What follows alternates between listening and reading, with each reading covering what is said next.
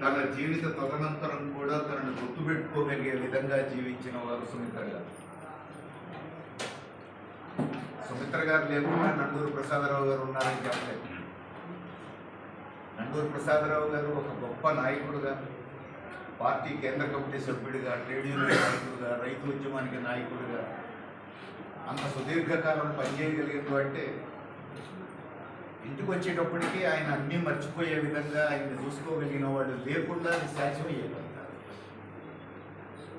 అందుకే బయటికి కనిపించేది ప్రసాదరావు గారు కావచ్చు, కానీ ప్రసాదరావు గారిని బయటికి చూపించగలిగింది మాత్రం సుమిత్ర గారని చెప్పాలి. అందుకని వారిద్దరినీ వేరువేరుగా మనం మాట్లాడుకోలేము. సుమిత్ర గారి గురించి మాట్లాడితే ప్రసాదరావు గారి గురించి మాట్లాడినట్టు, ప్రసాదరావు గారి గురించి మాట్లాడితే సుమిత్ర గారి గురించి మాట్లాడినట్టు. సుమిత్ర గారు ఇప్పుడు ప్రత్యక్షంగా ప్రసాదరావు గారి లాగా ఉద్యమాల్లో పాల్గొన్నవాడు కాదు, కానీ ఆ ఉద్యమంతో వెనవేసుకోకుండా ప్రసాదరావు గారు నిలబడగలిగేవాడు కాదు సుమిత్ర గారు లేకుండా. ఈ బంధాన్ని కూడా అర్థం చేసుకోవాల్సినటువంటి అవసరం ఉంది. సుమిత్ర గారు ఇప్పుడు ఎక్కువ మాట్లాడేవాళ్ళు, మరీ సన్నిహితంగా ఉండేవాళ్ళతో మాట్లాడేవాళ్ళేమో నాకు తెలియదు, కానీ మాలాంటి వాళ్ళ ఇంటికి వెళ్ళేటప్పుడు ఎక్కువ మాట్లాడేవాళ్ళు. కానీ ప్రసాదరావు గారి తదనంతరం కూడా ప్రసాదరావు గారు కుటుంబం ఉన్నది, ఆ బాటలోనే ఉన్నది, ఆ డైరెక్షన్లోనే ఉన్నామని మాత్రం పదే పదే గుర్తు చేశారు సుమిత్ర గారు.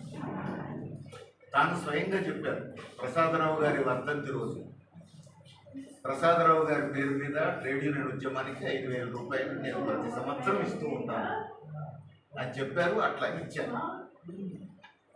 ఇది డబ్బుతో లెక్కేయాల్సిన విషయం కాదు, ఆ బంధాన్ని కొనసాగించారు. అది కీలకమైనటువంటి విషయం.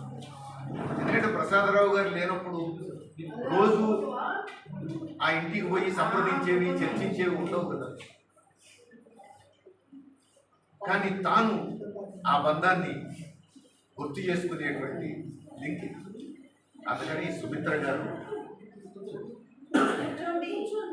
పరోక్షంగా ప్రసాదరావు గారిని నిలబెట్టడంలో ప్రజా జీవితంలో చాలా ముఖ్య పాత్ర పోషించారని చెప్పాలి.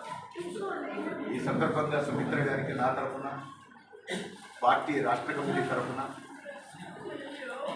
అవార్డులు అర్పిస్తూ సెలవు తీసుకుంటున్నాను.